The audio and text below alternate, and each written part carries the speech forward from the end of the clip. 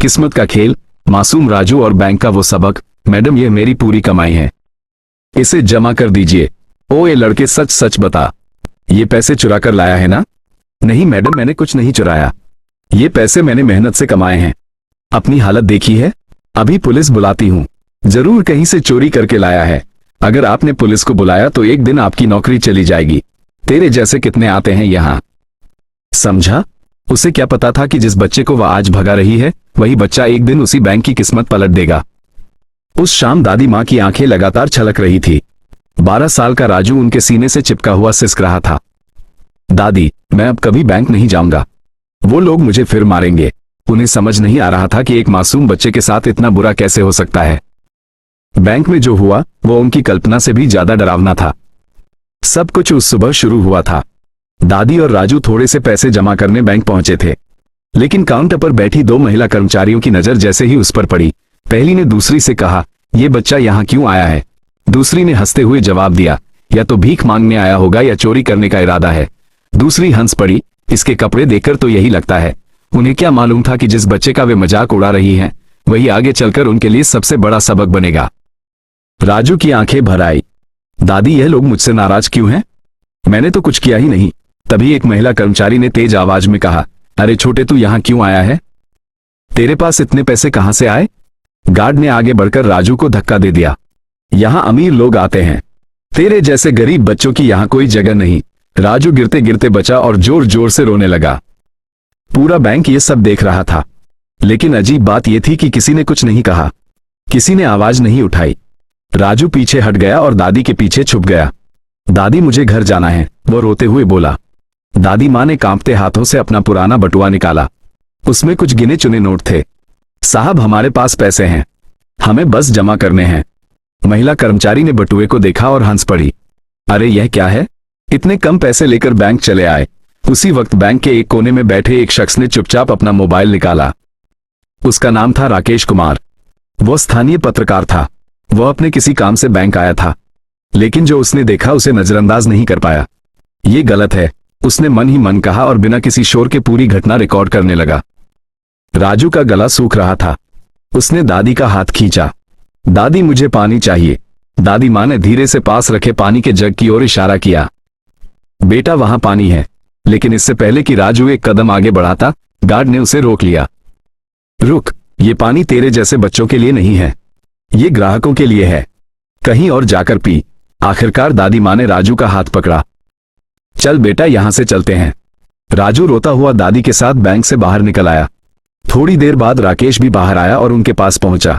Aunty जी, मेरा नाम राकेश कुमार है, मैं पत्रकार हूं। अंदर जो हुआ वो बिल्कुल गलत था। क्या मैं आपसे इस बारे में बात कर सकता हूं? दादी ने कहा, बेटा, हमने कोई गलती नहीं की, हम तो बस पैसे जमा करने आए थे। राकेश ने सम्मान से कहा, अगर आप अनुमति दे तो मैं शाम को आपके घर आकर पूरी बात विस्तार से जानना चाहता हूं। लोगों को यह सच्चाई जाननी चाहिए। दादी माँ ने उसे अपना पता दे दिया। शाम को राकेश कैमरा और रिकॉर्डिंग उपकरण लेकर उनकी झुग्गी में पहुंचा। राजू एक कोने में चुपचाप बैठा था। राकेश उसके पास बैठ गया। राजू, बेटा, आज बैंक में क्या हुआ था? अंकल, वे मुझे चोर कह रहे थे, उन्होंने मुझे धक्का भी दिया। मैंने कुछ गलत नहीं किया था। यह सुनकर राकेश की आंखें नम हो गई। उसने कैमरा ऑन किया और राजू की बात रिकॉर्ड करने लगा। दादी माँ ने भी अपनी कहानी सुनाई। बेटा, ये राजू मुझे आज से 10 साल पहले बस स्टैंड पर मिला था। बहुत छोटा था, रो रहा था, कोई नहीं आया उसे लेने। तब से यह मेरे साथ है। राकेश ने पूछा, आपने पुलिस में शिकायत की थी? दादी माँ ने कहा, हाँ बेटा, की थी, लेकिन कुछ पता नहीं चला। बातों बातों में उन्होंने अपनी बीमारी का जिक्र भी किया। डॉक्टर ने ऑपरेशन बताया था, लेकिन पैसे नहीं थे। इसी उम्मीद में बैंक गई थी कि शायद कोई रास्ता निकल आए। राकेश ने उनकी पूरी कहानी रिकॉर्ड की। घर लौटकर राकेश ने पूरी रात काम किया। उसने बैंक की घटना का वीडियो एडिट किया। उसने राजू और दादी माँ का इंटरव्यू जोड़ा। वीडियो का शीर्षक था, 12 साल के बच्चे को बैंक में चोर कहा गया। क्या यही है हमारे बैंक का सिस्टम? उसने वीडियो सभी सोशल मीडिया प्लेटफॉर्म पर डाल दिया और लिखा, ये घटना बताती है कि हमारे समाज में गरीबों को आज भी इंसान नहीं, शक की नजर से देखा जाता है। वीडियो आग की तरह फैल गया। हजारों लोगों ने इसे शेयर किया। कैमरे तैयार थे, हेडलाइंस बन चुकी थी। हर तरफ एक ही सवाल गूंज रहा था, क्या हमारे बैंक सच में ऐसे ही होते हैं? क्या गरीब या साधारण दिखने वालों के साथ यही सलूक किया जाता है? दादी माँ ने राजू को समझाने की बहुत कोशिश की। बेटा, हर जगह बुरे लोग नहीं होते, कुछ लोग गलत होते हैं, लेकिन पूरी दुनिया वैसी नहीं होती। लेकिन राजू का बचपन इतना बड़ा सच समझने के लिए तैयार नहीं था। उसके मन में बस एक ही तस्वीर बन चुकी थी। बैंक एक डरावनी जगह है जहां लोग डांटते हैं, डराते हैं और रुला देते हैं। उधर दादी माँ की तबीयत बिगड़ रही थी। ऑपरेशन के लिए पैसे नहीं थे। बैंक की घटना ने उनकी हिम्मत तोड़ दी थी। उसी वक्त हजारों किलोमीटर दूर एक आलीशान होटल में बैंक मालिक विनोद मेहता ने वह वीडियो देखा। उनका चेहरा सख्त हो गया। वो उनका ही बैंक था। लेकिन असली झटका तब लगा जब उन्होंने बस स्टेशन और तारीख के बारे में सुना। सालों पहले उनका अपना बेटा उसी जगह से खो गया था। विनोद मेहता ने तुरंत अपने मैनेजर सूरज वर्मा को फोन किया और उन्हें दादी माँ के घर भेजा। सूरज ने वहां पहुंचकर देखा कि हालात बहुत नाजुक हैं।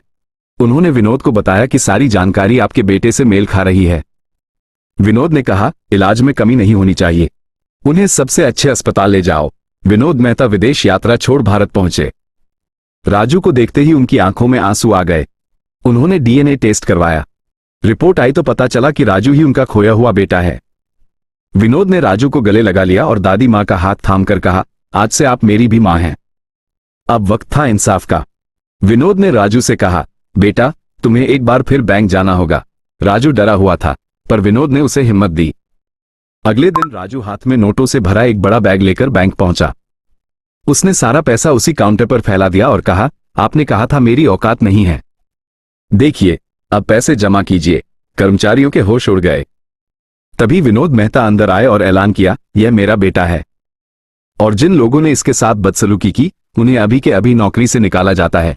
गार्ड और उन महिला कर्मचारियों को बैंक से बाहर निकाल दिया गया।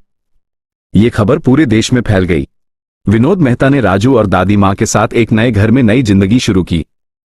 ये कहानी सिखाती है कि बुराई चाहे कितनी भी ताकतवर क्यों न लगे, जीत हमेशा सच्चाई और इंसानियत की। दोस्तों, आप भी कभी ऐसा काम ना करना जिससे आपके माता पिता का सिर नीचे हो। अगर आपको ये कहानी अच्छी लगी हो तो इसे लाइक और सब्सक्राइब करें, ताकि हर रोज ऐसी धमाकेदार कहानियां आप तक रोजाना पहुंचती रहें। धन्यवाद ऑल फ्रेंड्स।